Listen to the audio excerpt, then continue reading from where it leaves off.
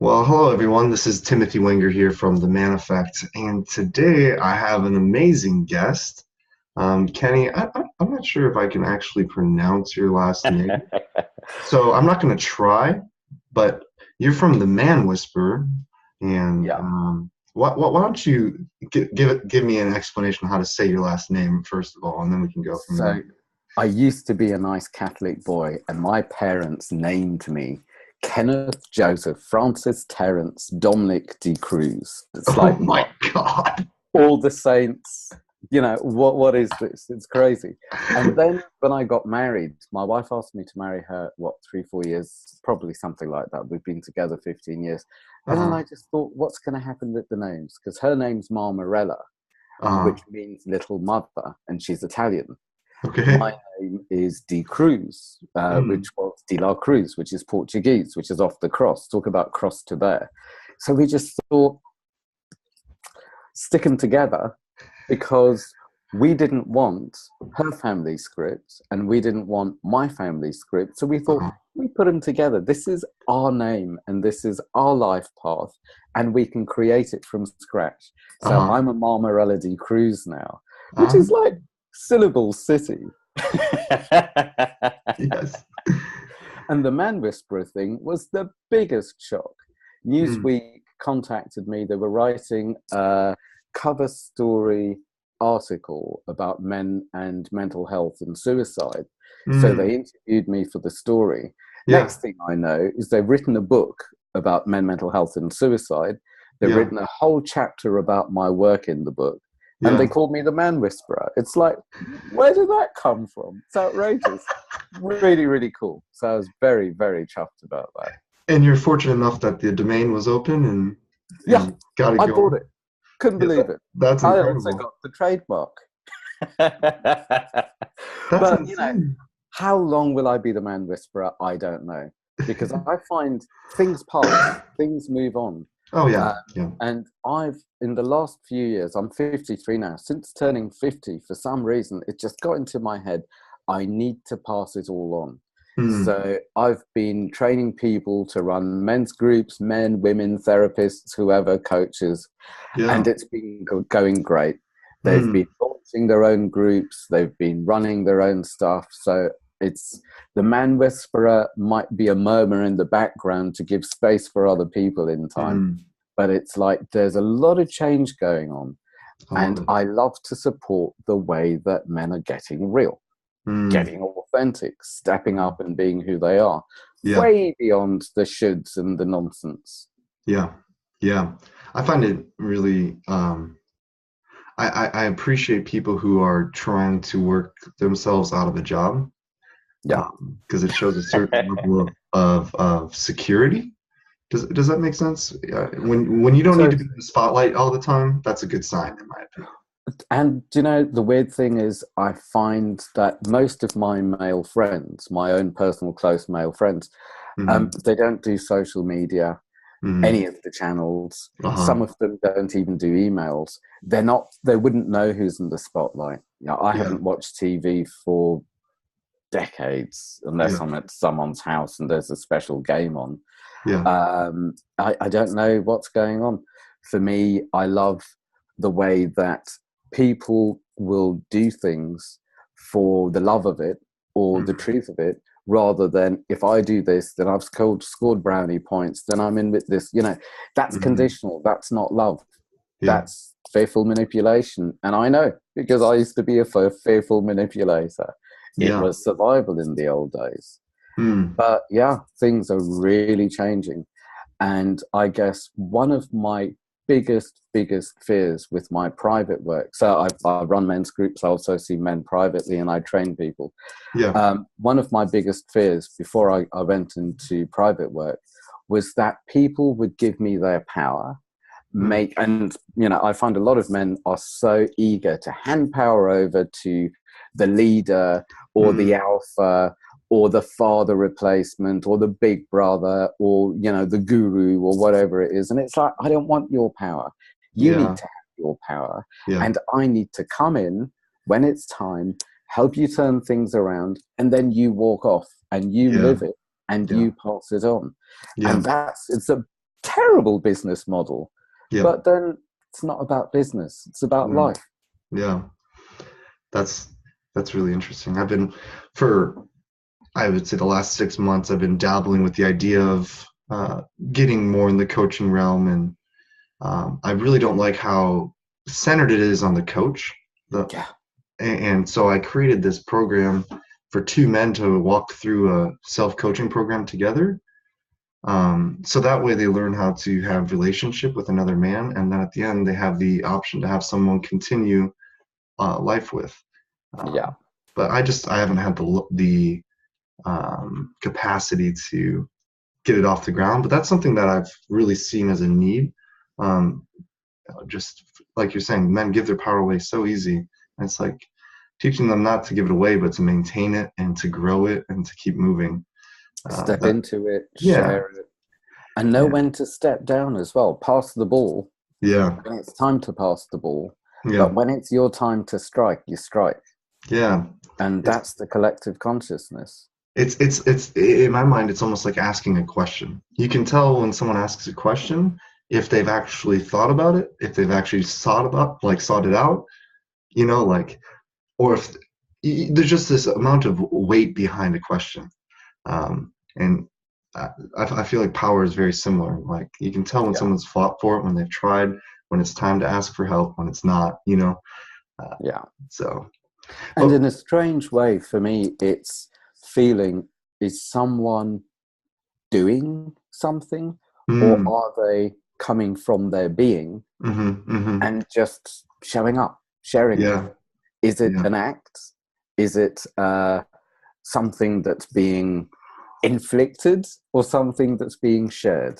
And one thing that you said a couple of minutes ago that I think is so spot on, when you talked about it sounded quite similar to co-counseling, this coaching program. I would say that one of the biggest things that I work with, whether men realize it or not, is isolation, loneliness. Even if they're surrounded by their teammates or their drinking mates or their family or the people they call themselves, them friends that they might have grown up with, if they're not connected with, most men don't have a real friend that they can tell the truth with, be an absolute arse with, be scared with, be angry with a lot. And it's tragic. So same with your coaching program. I find with the men's groups, there are open groups and there are closed groups, and the men really get to know each other. And they can choose their friends, and they can choose who to go traveling with, or who to be in a group with, or who to call to their whatever it is. And it's so, so, so important. And I wonder how much of this is the immature male, which for me is more about the doing and the surviving and the competing, versus the mature male, which for me is so much more about the living rather than the surviving, and the being rather than the doing. But it includes the feminine, which is the collaboration, the love, the receiving, the communication, etc., etc. And I would say that sadly around me, whether it's leaders of men or men needing leadership or just blokes, most men don't know how to be a man, but they know how to do a good act, or how to do survival, or how to do boy, and what it looks like. Because if they've never really experienced a good relationship with depth, or the company of good men, then who can blame them not knowing how? I wrote a piece a while back on male friendship, and how it's really how we have relationships with men is actually a display of our masculinity. And so some men, say you're atypical alpha-esque iron pusher, you're going to continue that reputation by having men who are very similar to that, and it will probably not be very deep emotionally, right? But that's what you're displaying and the persona you're carrying. And I found it really interesting the more I dug into the topic, how much I personally value the strength I find from the diverse friend group I have. And how it's really pulled me through in some very, very difficult times. Yeah. Yeah. And I, But then, is that to say there is a wrong way? Because I would say the boy that I was, the fraud that I was, the mm, everything that I was probably perfect for that mm, phase of my life. yes, yeah, Plus, I needed that experience. yeah, Plus, how cosmic can I get? yeah. As go for it.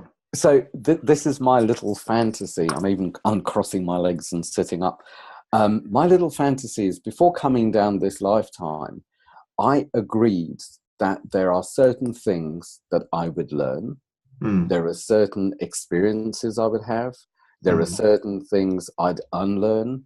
There are certain contributions I'd make. And there would also be certain people that I would interact with yeah, and probably have a lot of love and also a lot of pain, and yeah, probably the same people for the both. yeah, So if those are the agreements that I made of my own free will, knowing that when I come down, I have to leave a lot of my awareness there, because if I bring the awareness down, then I wouldn't get the experience because I know too much. So mm, my little fantasy is, if that's the case, how do I remind myself or make sure that I don't miss out on all these commitments that I want to yeah. have as my experience? So my Interesting. fantasy with that is, if I allow or agree to certain dramas, pain, stuff Mm, ups, whatever it is along the way in my life, then mm-hmm, I cannot ignore that pain. mm, And at some stage, I will give myself the choice to unlearn that pain. And this is exactly what I do with my clients: is what is life telling? What's the picture? And yeah, when they find the places where their pause buttons are depressed or their spirit was broken, that they need to unlearn and set themselves free, yeah, then every time, without fail, they pick up a tool that helps them on the next stage of their pathway. So yeah. it's almost as if it's and my fantasy so far has worked a treat. It's Mm, almost as if it's encoded or hidden mm, behind the story. And the mm, thing that you were saying about stories, I think it was just before we started or just as we started, it's yeah, like, yeah, it's spot on. What is your story? Why yeah, is your story? And who might you be beyond your story? yeah. And in the men's groups, people talk about themselves, they talk about their stories. Mm, But there's only one lot. I totally rate the 12-step programs, whether it's narcotics or alcoholics or sex addicts or whatever it is. The 12-step program rocks. I mm, haven't done it. I've suggested a lot of people go, and I know a lot of people in the 12-step program. But yeah. the one difference I would say between my groups and the 12 steps is, when 12-step men come in, at some stage I need to remind them Mm, that it's not about their story anymore. They can tell the story, but having the most dramatic mm, story yeah, will not make them popular. yeah, Crying out loud and howling and beating their chests inauthentically, yeah, it works great in some groups, but it's not the way. This is the place to experiment with who you no longer need to be and mm, who might be beyond your story. yeah, So for me, the story is so valuable for me to know myself and decide which parts are no longer true that need to go, and make space for me to show up and grow and take part and keep evolving. mm, And that's vulnerable. yeah. The picture I just kept getting the whole time you were talking about this was about growth and the story is just I could only see a tree, and it's like you don't belittle a tree for its origin.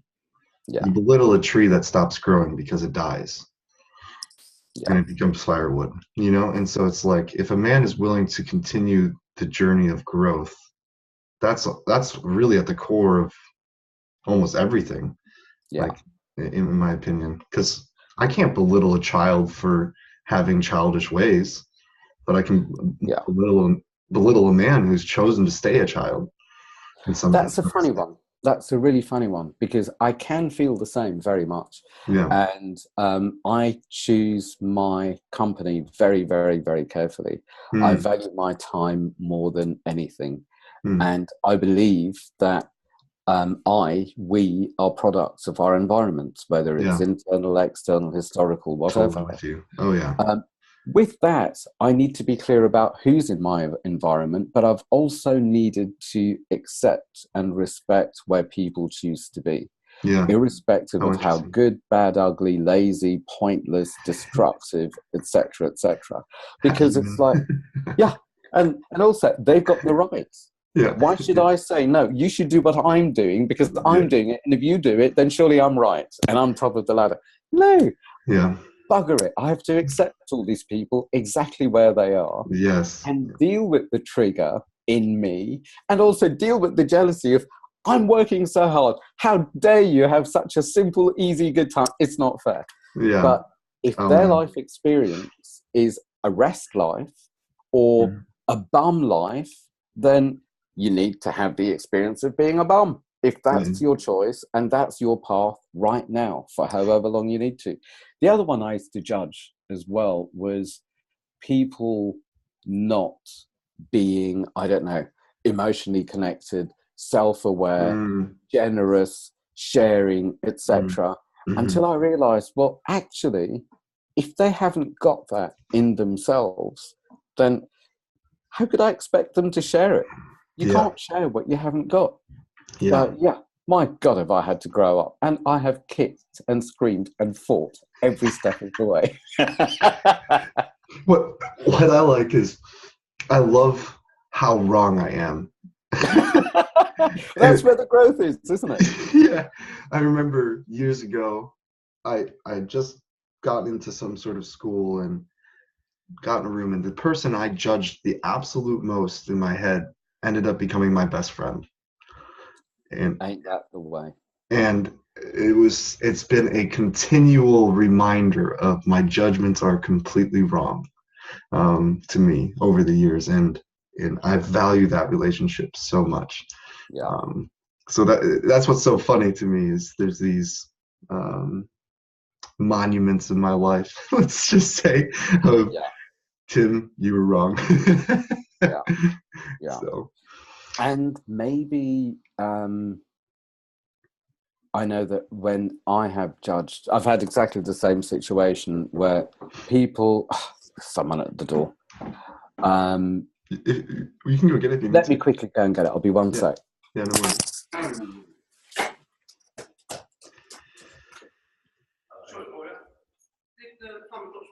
Yes. There you go. Cool. Thank you. Bye.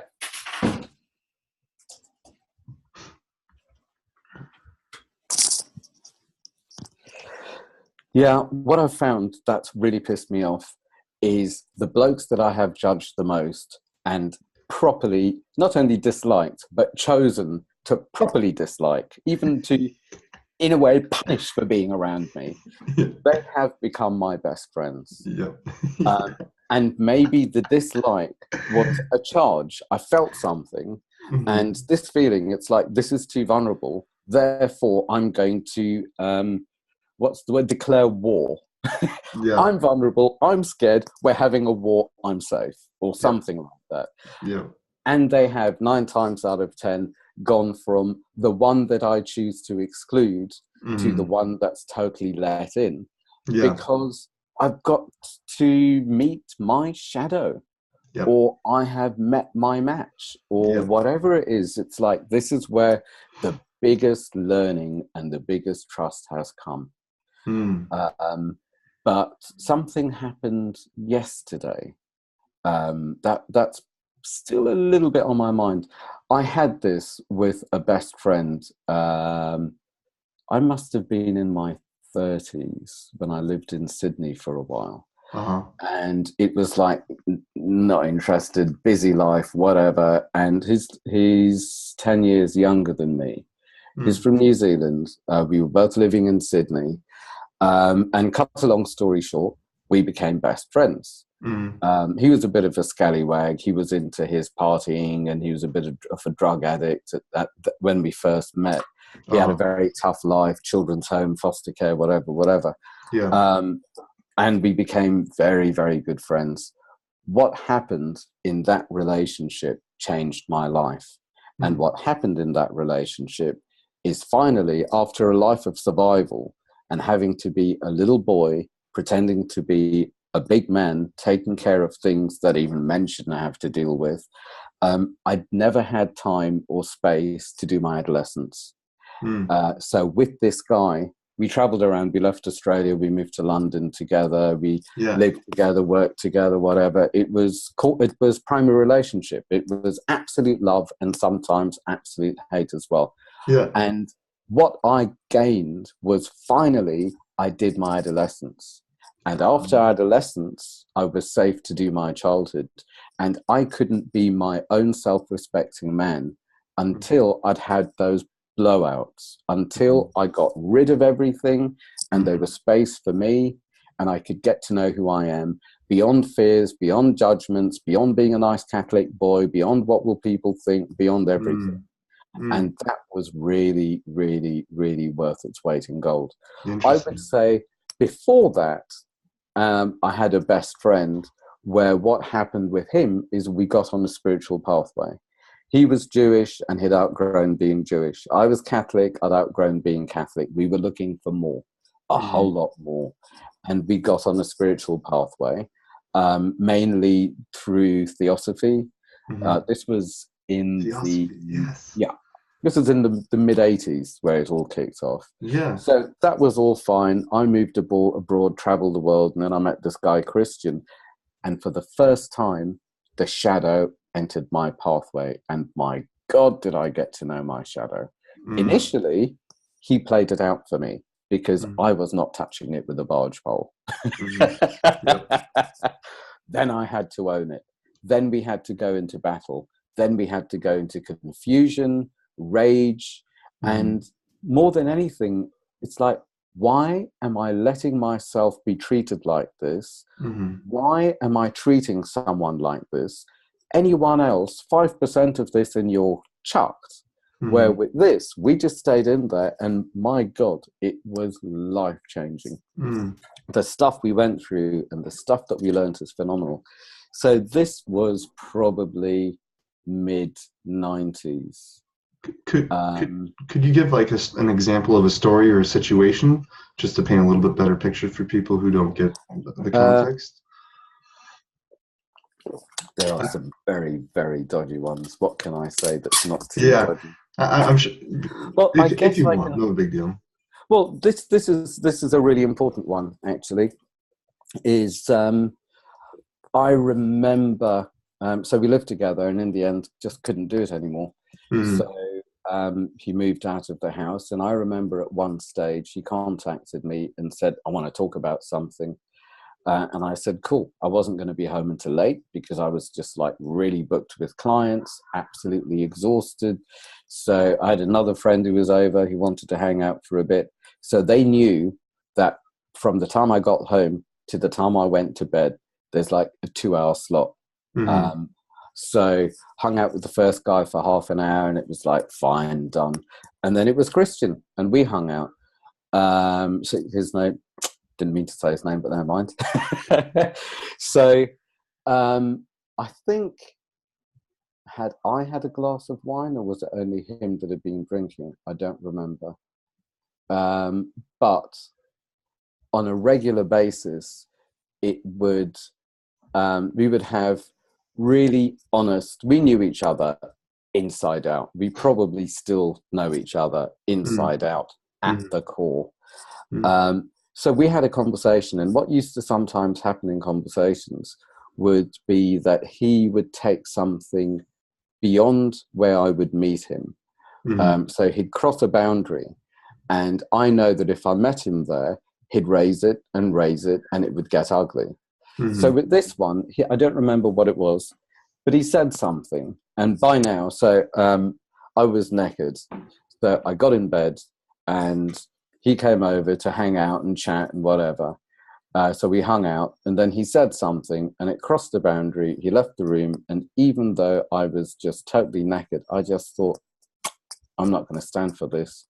So I went downstairs, and I said, no, that's not on. And before I knew it, he punched me in the face. And I don't remember the details about what it was or what it said. And again, before I knew it, we were trying to kill each other. And we wrecked the whole downstairs of, I had a nice house in Muswell Hill. We pretty much wrecked the place. And I thought, and I'm not violent, it's not my thing. I was, you know, I've had lots of mental health issues, including OCD, and that was all about not harming anyone. But I lost it. And I just thought, I am not going to stand for this.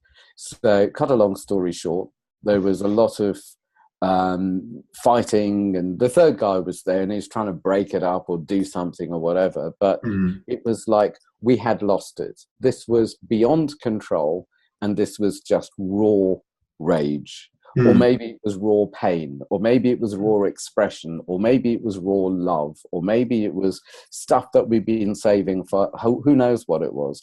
But we wrecked the place. And I decided, I think I got my friend, or maybe I called the police before the neighbors did.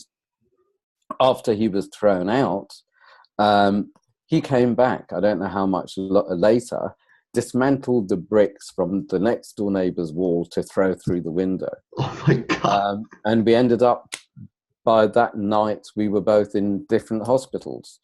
And that was just one incident in our relationship. It wasn't generally a violent relationship at all. But I've probably been more violent with him than anyone in my life.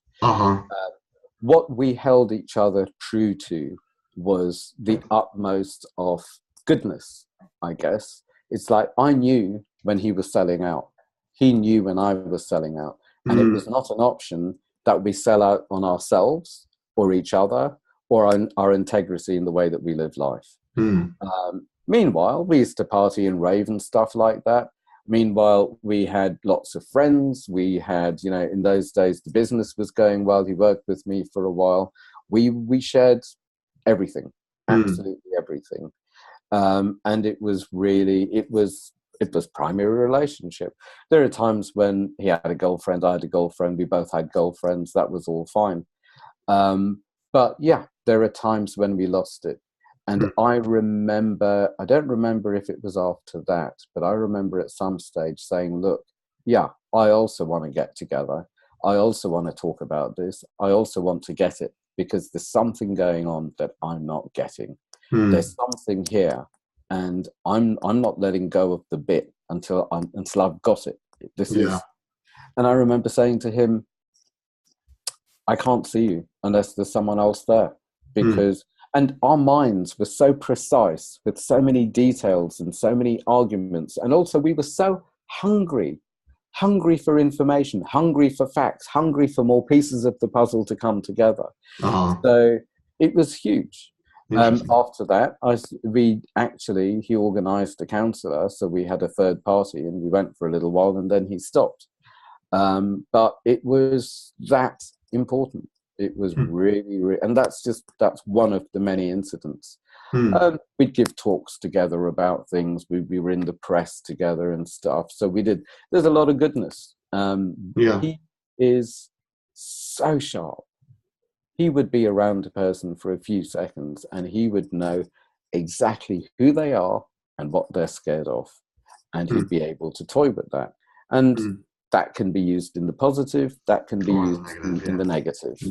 And that's all fine, possibly depending on the fear factor or the love factor or the self-preservation factor. But the relation, I guess I haven't been scared of having relationships with other blokes, not sexual relationships, just best friend relationships, tell the truth relationships, relationships with depth. I haven't been scared. So what happened yesterday, I haven't heard from him. So we met in, say, 95, I think it was. I haven't heard from him for a few years until a month ago, maybe, something like that.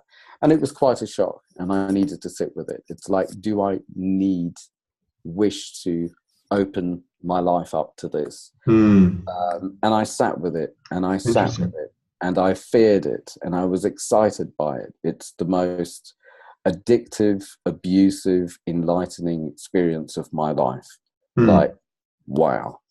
And then yesterday on the way home from a men's group, actually, where I talked some of it through, I was very clear that it's not time. Mm-hmm. I was really scared of the words to use, Mm. being reduced into something. Mm. I was also already grieving my own boundary Yeah. and something coming to an end, whether it's good, bad, or ugly. It's life. It's life Yeah. force. Yeah. And I realized that, and if it wasn't for that phase in my life, amongst other phases, I wouldn't be the man I am today. I Yeah. needed to go that dark, that deep, that vulnerable, that out of control. But yesterday I sent a text saying, I love you.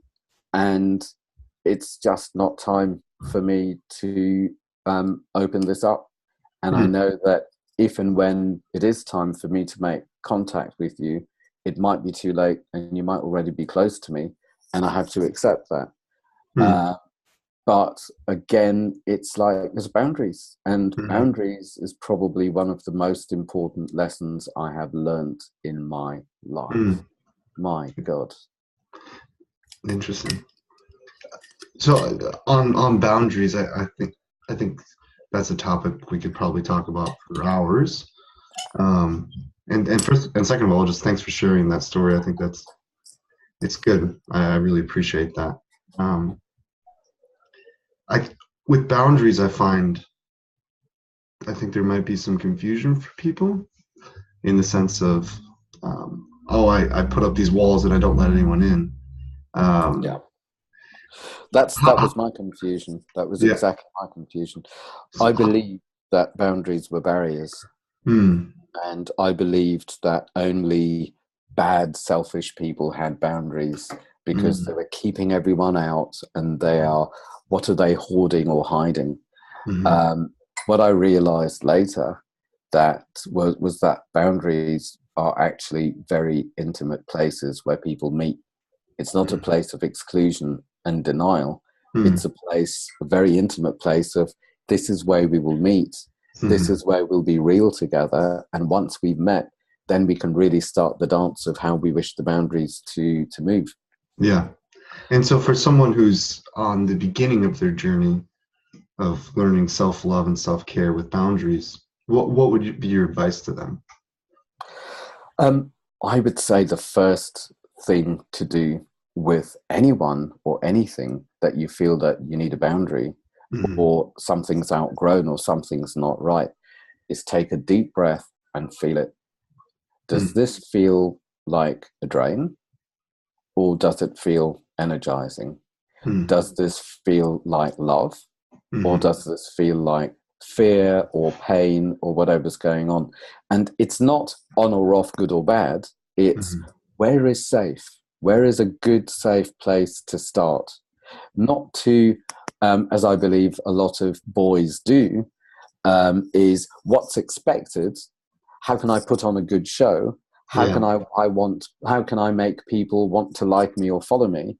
Because that's not meeting anywhere. That's Hmm. just putting on some razzmatazz. Yeah. So there's a fix of attention. That's Yeah. not intimate. There are no boundaries and there's no relationship there. It's Yeah. where can I genuinely meet? And it may not be anywhere too intimate or exciting initially, but at Hmm. least it's real and Hmm. at least two people meet. And from that place, it could be, do you want to do something? Or Hmm.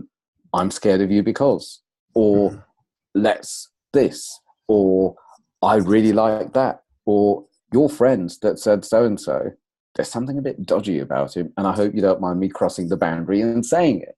But Yeah. it's like then there can be some real sharing of who I am, where I'm coming from, what I like, what I'm scared of, and where I want something to go, if Yeah. anywhere. Yeah. So for me, it's all about feel your way, Hmm. where I feel a lot of boys, and for me, that I think I said earlier on, it's nothing to do with age; it's to do with the stage. And for me, a boy is more surviving and doing, where a man is more living and being. And I Mm. would say a lot of boys will go straight into the head, straight into how do I fix this? How do I dominate this? How do I not get excluded? Or how do I blah, blah, blah, blah, blah. And it's all manipulation rather Mm. than how can I be real here? Mm-hmm. Or even, is this where I want to be? Mm-hmm.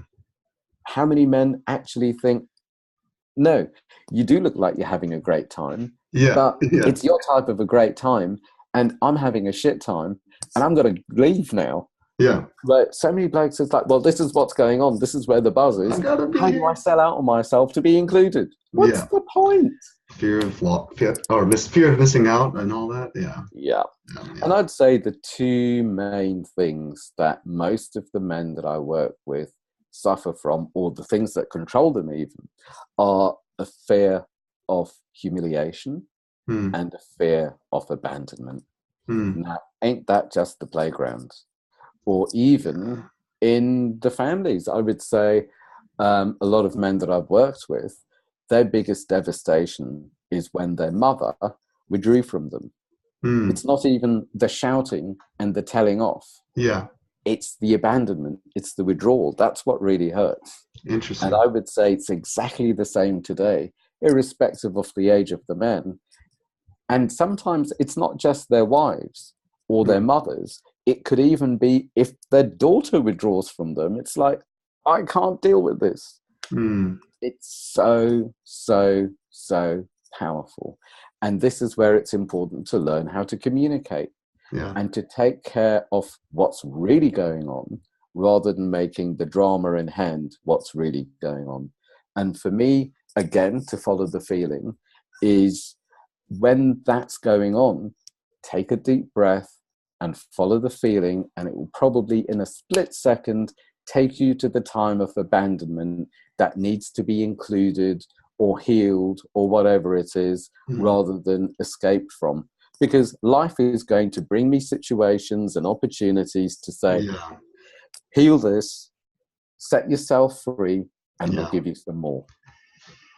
I mean, it hits closer to home than I wish in a lot of ways for me. I mean, even currently, I'm going through some just painful things in my personal relationship with my current girlfriend, and um, certain things she's done, she's withdrawn, right? And those are things I can't control. But man, did it make me flare up, and I was just like, what is going on? How did you flare up? What did you do? Oh, I mean, I initially got angry, then I got super depressed, but it was this feeling of helplessness. Yeah. That's what was driving me crazy. Yeah. And when I confronted that and just felt it and like knew it would pass and knew that I wasn't a victim, that I had put myself in this situation, you know, I don't know, I completely faced the pain. Yeah. And I'm not saying I'm better or the situation is better. Oh, no, I'm better. I don't know if the pain is less, but I'm Yeah. handling it differently, if that makes sense. Different perspective. It Yeah. makes a world of difference. Yeah. And I needed to learn a long time ago that what other people are doing, they're not doing to me or at me. It's Mm, just where they're coming from at that exactly. moment. Yeah. And it may have nothing to do with me, Yep. or it Yes. may have everything to do with me. Now, how do I find out? Ask. Yeah. And also, I found that in arguments, or the thing that really helps to keep real Hmm. in a situation of conflict, is one of the most painful things that really can make a person go berserk is when there is abandonment, and it could be forever. Mm. And what I always tell the people I work with is, if you're going to do it, then agree with each other that I need to get some space now, and in 10 minutes or tomorrow or next week or whatever, we will get together Mm. and pick it up again. because when people know when there's going to be a reconnection, it's so different to, oh my God, this is the end. She will never remember the good times. I'm going to be labeled as this. It's not fair. How do I put on a good show so she remembers who we really are and what's going on? She doesn't love me, but she doesn't realize it's me she doesn't love. It's this, and this issue. I need to, oh my God. As soon as we know when we're going to get together again, then all of that can go on hold, and there's space for me to deal with my pain or my joy, my relief, and then we get together. It doesn't mean we're going to fix it. It could be we're together just to say hi, and are we ready to talk about it? Fine. Let me hear your feelings and your needs, and I'll tell you my feelings or needs. Or it might be, I'm still not ready. I need a little bit more time. But just to know when the check-in point is can really diffuse so much madness. Interesting. The other thing that I use, have you heard of Marshall Rosenberg, nonviolent communication? I just heard that name, man, just the other day. But please unpack it. So what I recommend, I mean, there's a book and there's a training. What I recommend so many of my people do is just go on YouTube, and there is the whole course for free. And it basically, I mean, I'm by no means an expert. I use it, and I pass it on to other people. But it's very much just naming. It's a way of unenmeshing, owning where you're coming from, and not inflicting anything on anyone. So it would be when you blah, blah, blah. So it's naming the action. I felt blah, blah, blah. So it's not you made me feel. It's when this thing happened, this was my feeling. So the feeling is being owned. And then it would be I need to, I don't know, it could be feel safe, it could be information, it could be whatever it is. So you're stating the need. There's no have to, there's no enmeshment, there's no owing, there's no violence. It's just stating, owning and stating a need. And then comes the request, would you be willing to blah, blah, blah. So it breaks it down, and there are separate individual people with the space to be true and the language to connect with clarity and with choice. It is worth its weight in gold. Absolutely brilliant. It reminds me of how would you state it? It's like we called it a clearing, but essentially a confrontation, and just what's the data? How are you feeling from it? What do you need? This is like the MKP way of clearing. That style. And it's good stuff. It's very, very good stuff. The biggest thing that whole method really revealed to me was my projections and my judgments on other people were really all about me. I'm like, oh, that's a painful realization when you wake up in the morning. Is it though? Or is it just gift-delicious? It's goodness. Because as far as I'm concerned, so let me quickly show you this. So I've been running men's groups for 16 years now. And with all the whole passing it on thing, you can download this from mensgroups.co.uk. So there's some spiel, there's the check-in round, so people can just download it and use it and just have a men's group or a conversation with your friend or whatever straight away.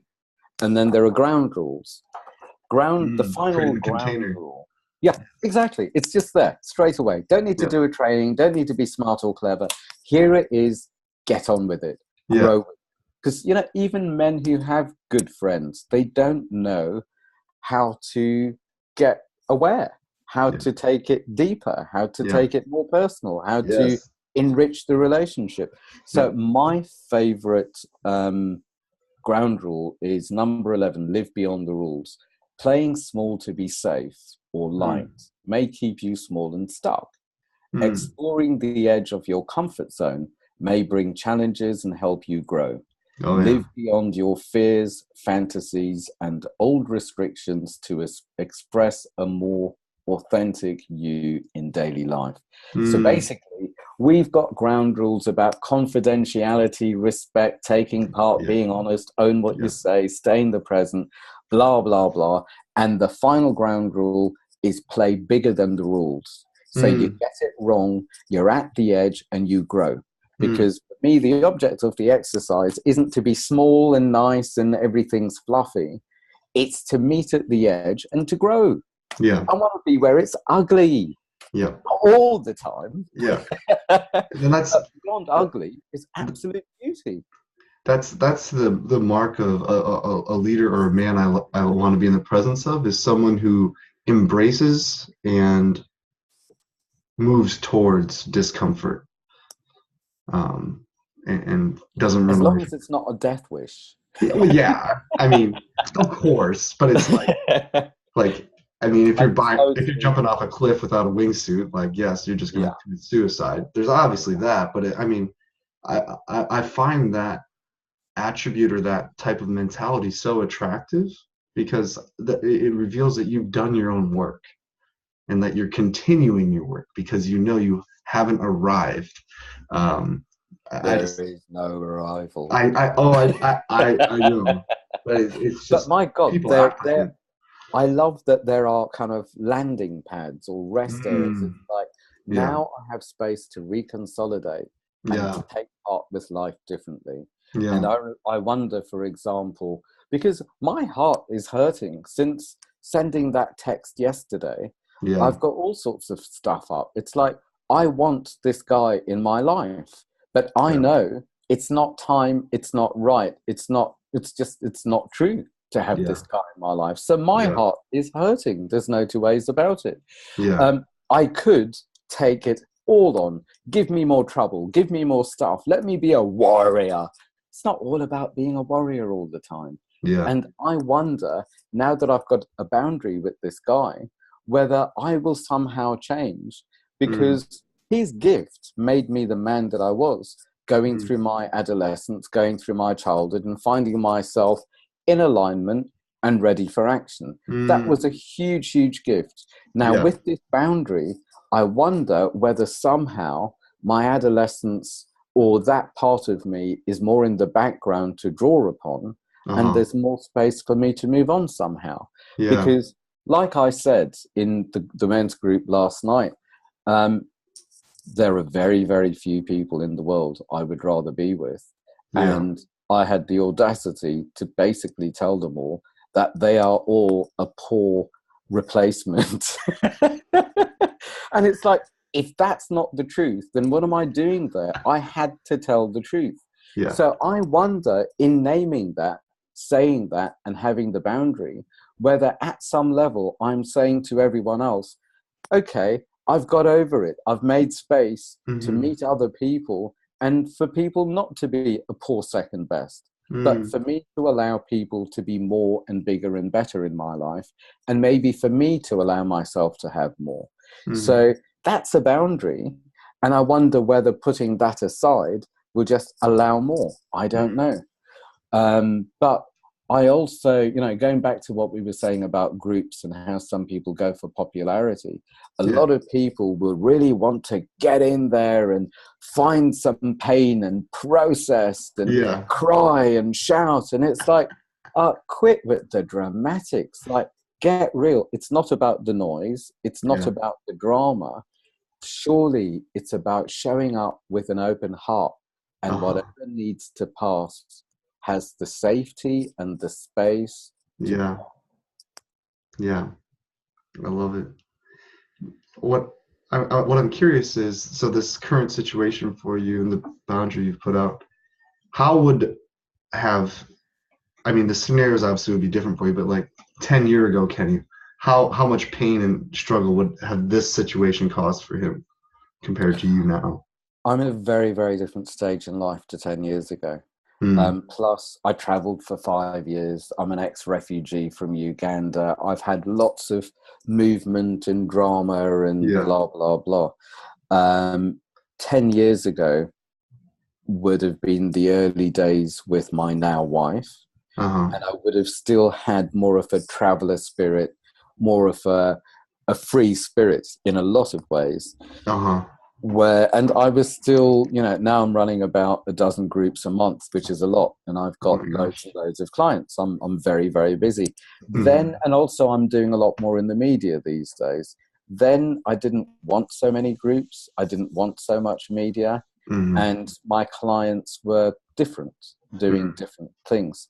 So now I am a lot clearer on my pathway, on my purpose, in my relationships with my wife.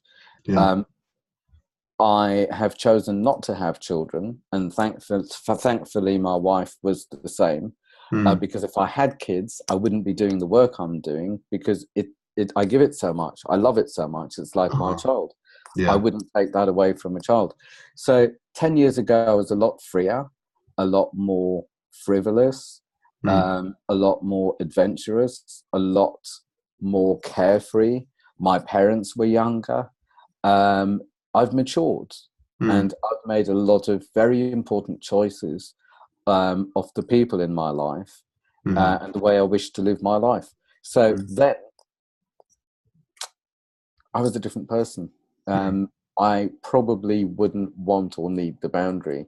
I'd probably be out a lot more, making a lot of noise and having a lot of fun, where now I am out a lot, but it's more often than not in the forest with my closest friends. And that's what I love these days. And it's not partying, and it's not making a lot of noise. It's a lot more intimate. It has a lot more depth. And it's being in a committed relationship has really made a difference to me. I'm just used to being a traveler and coming and going. And, I remember before opening my eyes, planning my day. Who will I see? Where will I go? Thinking that I'm still in Fiji. And then I remember opening my eyes and it's like, oh my God, I'm in Thailand. Now I need to get my head around, a totally different day, and grieve that I won't be able to see my friends who are in Fiji because I was so excited about the day. It was like that, where now I really want stability. I really want structure. I really want order. I want to know, to be frank, I basically said to my wife, it's like, okay, she's given up work. We've got 2 months roughly. Take my business, do all the admin, organize it. You be my pimp, so I don't need to think about everything, and I will just go wherever you say to run the groups, do the trainings, do the media, see the clients, and I don't need to think about it. I will exercise, I will sleep, I will eat, I will, but someone else manage it, because I can't. It's too much. So as far as I'm concerned, the only mental health issue I'm left with now is dyscalculia, which is all about numbers, time, distance, weight. When it's go down there, turn left at the tree, turn right at the post. But I remember too. It's the same with computers. It's following the sequence, and you click this and I can't do it. I cannot do it. I can't do filing. So I know my weakness. I could work it through. Or I could not bother. And I'm quite happy not bothering, because I love what I do. And someone else can do the admin and the organization. And she'll do a great job. And then she'll find me a new PA and she'll pass it on, and there'll be a great system. But my pressure isn't doing the work and meeting people in sometimes quite horrific places. That's not a pressure. That's a love. My pressure is time, numbers, getting from A to B, management and organization, getting enough sleep, and getting the backup. So the me now is really excited about structure. He then just couldn't cope with anything like that, and needed to be such a free spirit. So the luxury of freedom is just not a luxury anymore. I want the luxury of structure. Maturity is just wonderful. God, it rocks. It's so, life gets better and better and better. And so does love. My God, love gets better as well. Well, I would like to transition a little bit in what we're talking about. For men who are at, let's just say, the beginning or middle of their journey of self-care or growing in confidence and boundaries, what are some resources or things that you would usually tell people to look into, or kind of foundational pillars, let's just say? I really like to give people tangible things to walk away with. So I try and come up with half a dozen off the top of my head. Okay. Great places for people to start. Yeah. So nonviolent communication. Okay. That Yeah. is such an amazing tool. So Yeah. on YouTube, Marshall Rosenberg, nonviolent communication. I would so I've got a website, themanwhisperer.co.uk. Yep.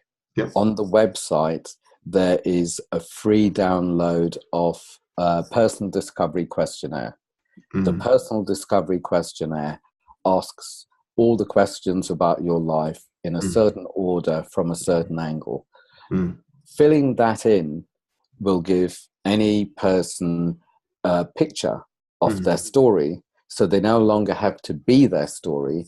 They can look at their story and see the different cycles, the different patterns. I find that 9.9 times out of 10, people have not just a repeating pattern of what happens, but they also have characters who replace each other.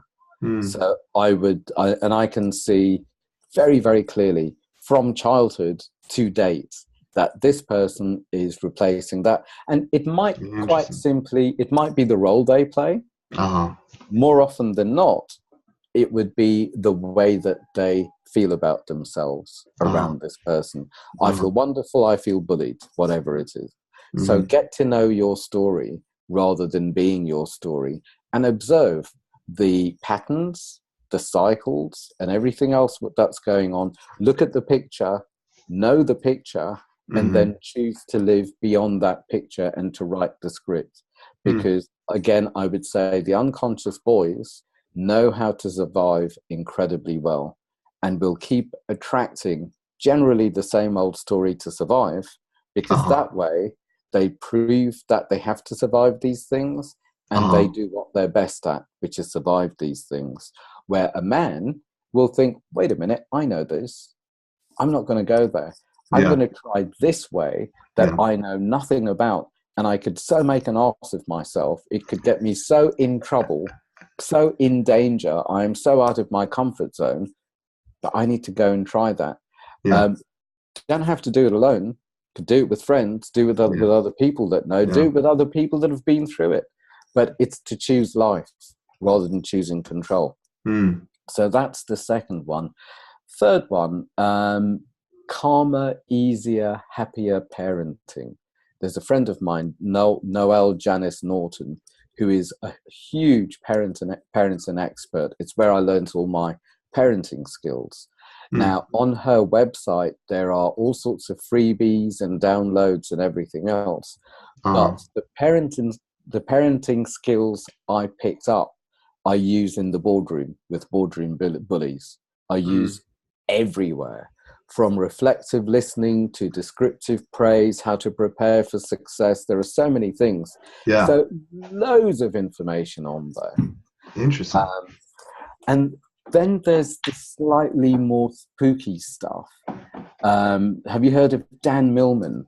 No, I haven't. He was best known for The Way of the Superior Man, best-selling book, and then it turned into a movie.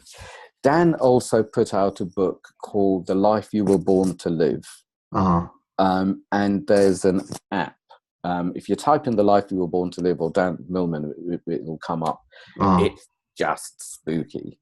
It works on numerology, and you get your numbers right, and my God, it will tell you this, as far as this system is concerned, this is your blueprint. This might be the way that you think. It might be the way your life goes. And for me, with all of these things, whether it's numerology or astrology or whatever, none of them own me. None of them are telling me, this is your story. You may as well sleep now, because it's written, so why bother? As far as I'm concerned, it's feedback saying if you remain unconscious, if you don't do anything, then it's very likely that your life will follow this script. And it'll either be the unconscious script that's been going on, or it'll be something like this. So to me, feedback, and the feedback is empowering. And if there's something I think, no, I don't want that, then what do I need to do to not have that? It gives me power. Interesting. And then for me, there is something very, very, very powerful in, is this me right now? Or what would love do right now? And one of the key, most efficient tools that I learned is, rather than trying to find me out there, you know, the way a lot of people go traveling to find themselves. Meanwhile, they're in their rucksacks all the time. Finding myself is inside. I mean, with all my travels, I've certainly been challenged by the different cultures and the different ways, and I've had to examine my values and where I'm coming from. But quite simply, it's me in this moment right now saying, is this me? Or do I no longer need to be this person? Do I no longer need to have an instant panic grin when someone looks at me? Because that way I'm going, I'm fine, you're fine, we're safe, we're not going to harm each other, are we? You know, it's that fearful manic grin. Yeah. It's not me anymore. I don't do it anymore. And yesterday, before speaking about my friend in the men's group, my first request was that no one smiles at me. I don't need to automatically collude with people's nervous grins or anything like that. So I didn't want smiling. I wanted reality. But for me, it's, am I being true? Is this actually me right now? And if it's not, then letting it go and making space for whoever I'm growing into to grow into. Yeah. And then the next question in any situation is, what would love do here? And love might do something incredibly courageous. It might do something that might be betraying someone or something. But if it's love rather than fear, or love rather than manipulation, then it's doing that, being true to yourself. Now, when I was talking about the way that men or boys go straight into the head and then put on a good show, and before they know it, they're excluded from their lives because the panic button's been pressed and here's my act to deal with this. Yeah. That is the biggest spell that I break with men, with a very, very, very simple technique. Now, I find that when people go into their heads, they're not breathing and they're no longer around. There's no connection. It's, I've retreated, I'm working it out, and I'm going to fire you with some crap. So we're all safe and we can survive this. So what I say is, as soon as people find, whether they're alone or with someone else, as soon as they're lost in their heads trying to figure something out, in the split seconds that you know you're in the head, take a deep breath in. And as you breathe in, think, thank you for reminding me who I used to be. So used to be puts it in the past, and there's space in the present to show up. And then as you breathe out, engage with what's in front of you, which could be the washing up or your child or something that needs fixing or whatever it is, but engage in the present moment, where usually what I used to do was stay up there and carry on with the secrets and lies. What will people think? What do they think? What do they think of me? Lost in space, totally lost in space. And then I would throw my fantasy at them. Is there space for me or them? No. And then I'd get more nonsense back. And that's where it would happen. It would be some sort of a head game. But the biggest thing, and for me, it's like, if I'm not present and connected, then I need to take a breath immediately. If I'm not present and connected, then I'm going to attract trouble rather than life. If I'm present and connected and intimate to meet life, then life will bring me choices. They'll bring me signs and temptations to either say yes, please, or no, thank you. For me, it's all about being present and connected in this moment. It's not about do another training or work hard and stuff yourself up and then go on holiday and play Yeah. hard. What's the point? Life is here and now. Consciousness is here and now. Choice is here and now. The present and the past are actually here and now from this perspective. So you may as well turn it around here and now rather than going on another workshop. Yeah. Being present is, I'll slaughter it, but I was listening to Marcus Aurelius's meditations, and there was one statement in there that he talks about how you can take a man's future and you could take a man's past, but you can't really take his present. Or no, I'm flipping it. I don't know. It's just essentially at the core, it was just like, you have to be here right now. Yeah. And that's something that rings very true with me in my life.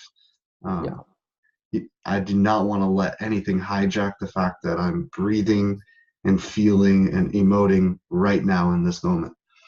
So, do you find a pattern of when you find you're not here and now? When do you leave? Oh, when I'm scared, when I feel helpless, when I'm stressed. What are some other times? When I'm people pleasing. those are any particular people or types of people or situations, or is it across the board? I mean, family's a great one that makes me not present. I get in my head like we were just talking. So that's always a fun one to like try to be present with my family. That's the main one that popped up there. Family's a funny one. Yeah. It's the final frontier. Oh my God. You're telling me, Jesus. But my God, they are the ones that we can't get rid of, and the lessons that will be learned or unlearned. They will test everything that you believe to be true, in my opinion. Yeah. Oh my God. And thank God for them. As far as I'm concerned, they are the ones that I will have chosen to be my family this time around, because we've got stuff that we need to work through. Not to necessarily even find peace or resolution. Yeah. But it might quite simply be my acceptance. Yeah. Maybe that's all that's needed. Yep. That's good. Or to even just tell the truth. Maybe that's it. Yeah. Very often, my question is, how do I break the spell, rather than how do I survive this, or how do I fight this one through? It's like, what do I need to break the spell? That's good. And yesterday, before saying anything, what I needed to break the spell was to say, don't smile at me. Yeah. I could feel that. Man, this is really good. So I'm trying to think. These are all really good tools for people. Are there any other ones you want to throw in there before we start heading towards the end of the tunnel? Learning to breathe. Because a lot of boys, I work with men, so it would be unfair, girls, women as well. Yeah. But I work with target audience is men, so we're good. So when they start, and it's a brand new thing usually, because it's so trained to be in the head, be a good boy, not be criticized, not be found out. What are little boys made of? Slugs and snails and puppy dogs' tails. As soon as you're born, you're bad and you're going to be trouble and you're going to make a noise and you're going to make a mess. Do you know what I mean? Yeah. And it's inconvenient. Yeah. That's the way it is these days. So boys get told off, boys get abandoned, blah, blah, blah, and it's not nice. So either a lot of them will turn into boys that if I want attention, then I'll do something bad, then I'll get attention. Or they'll turn into, I can't bear negative attention, so I'll second guess and work it out and figure out how to be good, work out what you're thinking, etc., etc., and then they go straight into the head. So what I have taught people to do, as soon as they're ready to get out of their head and to get into their bodies and into present reality, is every time they cough, sneeze, burp, fart, gurgle, every time their body does anything, take a deep breath.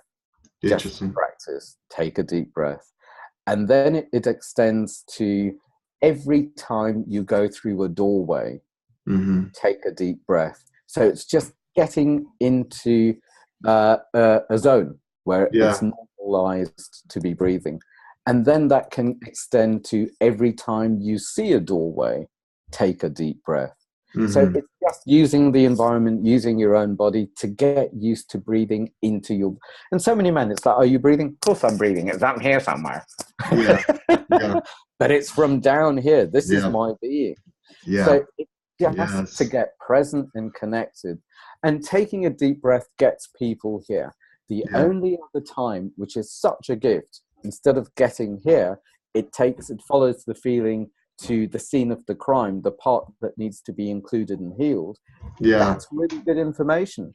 Yeah. And if I'm not able to get present and connected, but my tragedy in the playground keeps coming up, then Yeah. I know I've got tragedy in the playground work to do somewhere. Yeah. Because all that's saying is, deal with me, set me free, and I'll set you free for a better life. It's quite Yeah. simple, really. Yeah. Yeah. I cannot encourage people enough to really focus on their breathing. That is such a huge tool.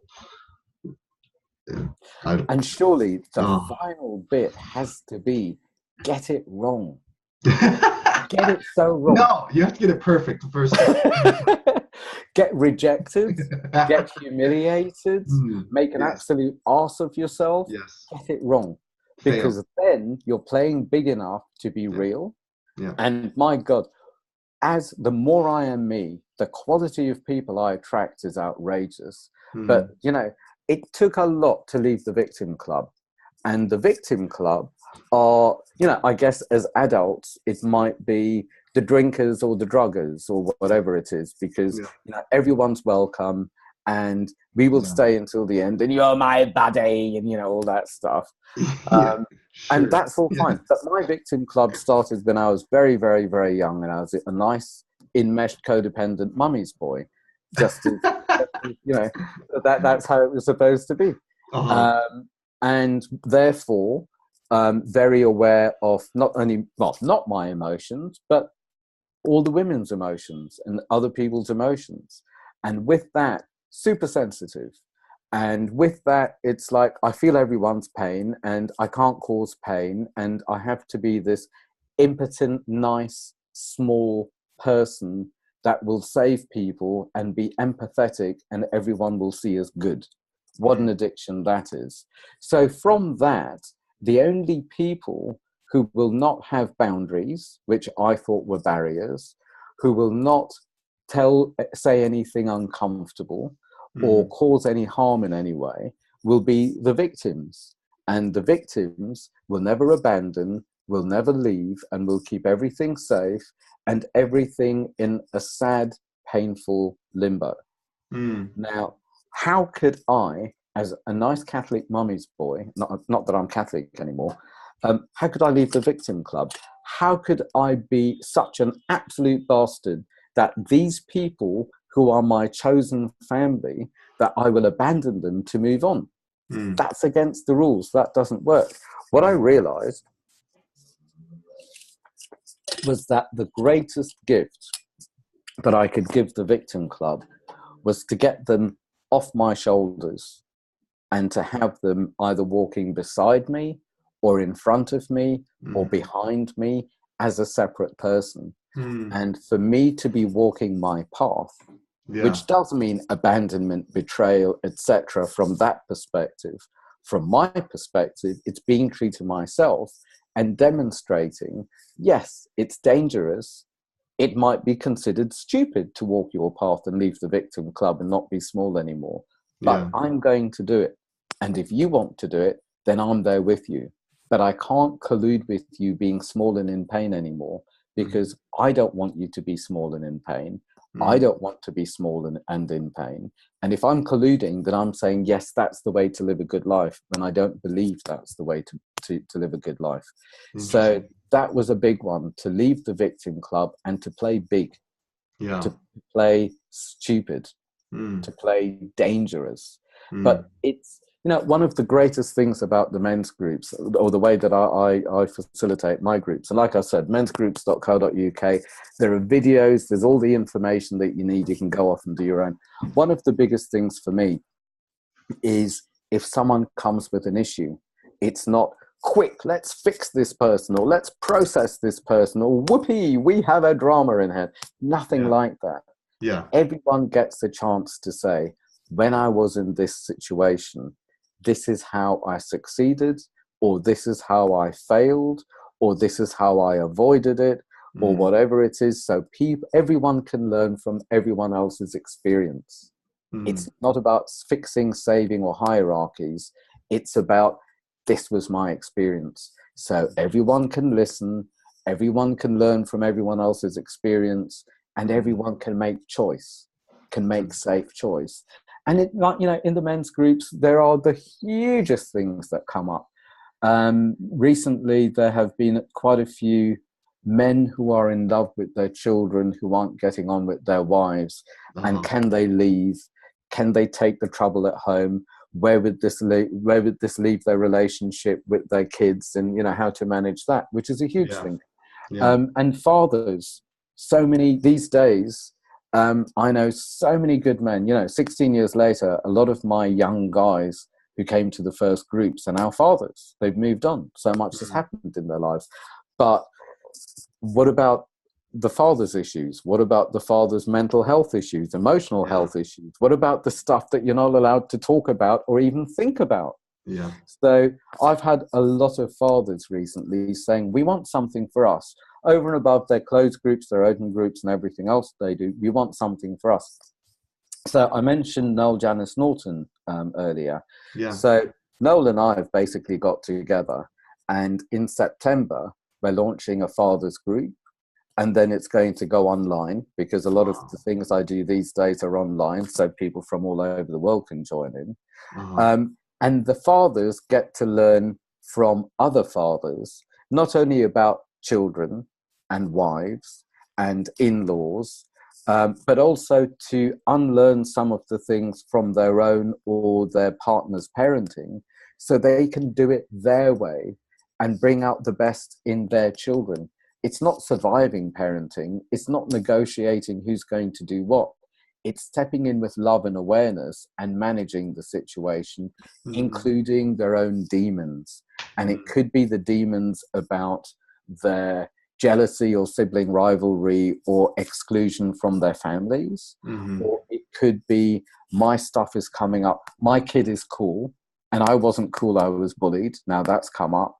Or my kid is being bullied, and how can I have a kid that's being bullied because I was so cool all my life? Yeah. You know what I mean? Anything and everything could come up.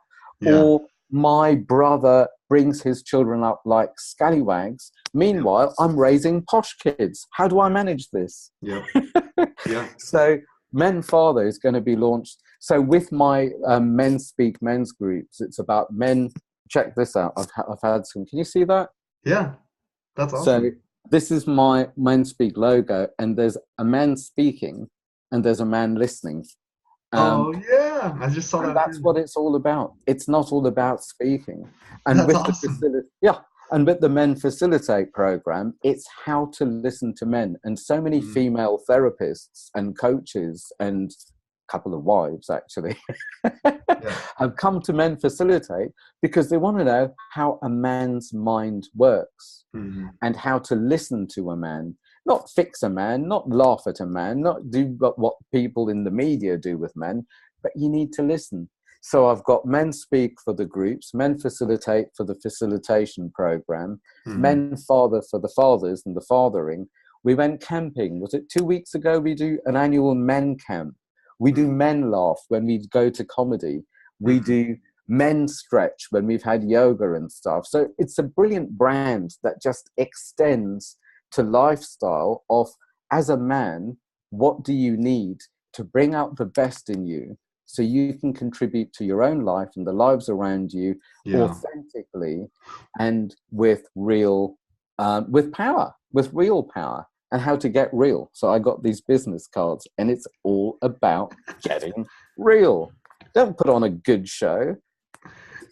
you know, and the funny thing with I had a batch with clients. They always come in batches. You know, it could be a batch of fathering issues, a batch of bullying issues, a batch of whatever. I had a batch of God, it's totally escaped my mind now. I've gone blank. Sorry about that. What was I going to say? I'm just kidding. Real thing. How men think. Get real. I had a big batch of men who wanted to be, how do I show the world what a man I am? And also, how do I get my relationship right at the same time? Yeah. And the batch that I remember now what I was going to say, the batch that I had was couples and men saying, we love each other. Something's not working. I don't know what it is, but we love each other. But, you know, I'm sure there's something we can't see that needs to shift. And with this batch of couples, and by no means am I saying this is everyone, but it was this batch. Quite simply, the bloke needed to be more feminine and true to himself. He needed to get real. He really needed to get real and be the man that he was. And the man that he was actually feminine. That's authentic. And that's a man to respect because he's being true to himself. Meanwhile, the woman was more masculine. Now, if the relationship works with a masculine woman and a feminine man, what's the issue apart from what TV and society says? But given that permission, all those relationships just worked. They fell into place. It was as simple as that. It's not something that they would have necessarily seen from the inside. I can't see my own dramas. I need other people to point them out from the outside. Yeah. But what an amazing batch that was. And I remember when I had the batch of men who wanted to be men. Yeah. And they showed up and they just thought, I need to beat my chest and I need to, you know, what do I need to do? Do I need to shout or do I need to cry? I'll do anything. Yeah. Don't do anything. Be authentic. Be here and now with me. That's so interesting. Batches. I like that. And you know, I wondered, why does God send me clients in batches? And I speak to my therapist friends and they say, yeah, exactly the same. They cut batches. And I thought, surely it's so I get it. Yeah. So I am immersed in this issue that I need to turn around in me and then I can pass it on. Then I can hold a clean space without anything that I think, because it's not about me fixing anyone. I need to hold a clean space, ask the right questions, and not steal people's lessons. Let them uncover things, let things unfold in their power so it belongs to them. And to go back to what I was saying right in the beginning, I was petrified of stealing people's lessons. Their lessons need to belong to them. It makes me less popular and less of a guru and less of a smart ass. But then why would I need to, if I'm there to do this work, to be Mr. Popular Wise Guy, then I should get a different job straight away. That's dirty. That's parasitic. Yeah, absolutely. Well, Kenny, I've really appreciated hearing more of your story and just having you on here. I will definitely be putting your website in the description. Oh, cool. Are there any other ways that people should get a hold of you or get in touch with you? The two sites, it's the websites really. So the two sites are mensgroups.co.uk and themanwhisperer.co.uk. Okay. And then there'll be a pop-up and I send newsletters out. And usually there are lots of tips and information and how-to and stuff like that. Yeah, of course. I do a monthly radio show. I do Wednesday at 1 Facebook Live every week. But you can subscribe to YouTube and everything else from those two. That's the place to start, really. Are you coming over to the UK at some stage? I'm sure I'll be there at some point. I'm a traveling person as well, so. Good. There are so many people because I put you in touch with Fernando, didn't I? Yep. So looking forward to connecting with him and. Such a good guy. Yeah. Come over. So. I'll share friends. That's what I like to hear. Well, Kenny, thank you for being on here. I'm going to end this recording at this time. But I just really, really feel honored to have you on, and thank you for your time. My pleasure. Chuffed to hang out, and I'll see you very soon, I'm sure. Yes, you will. All right. Cool. Take it Bye bye. easy.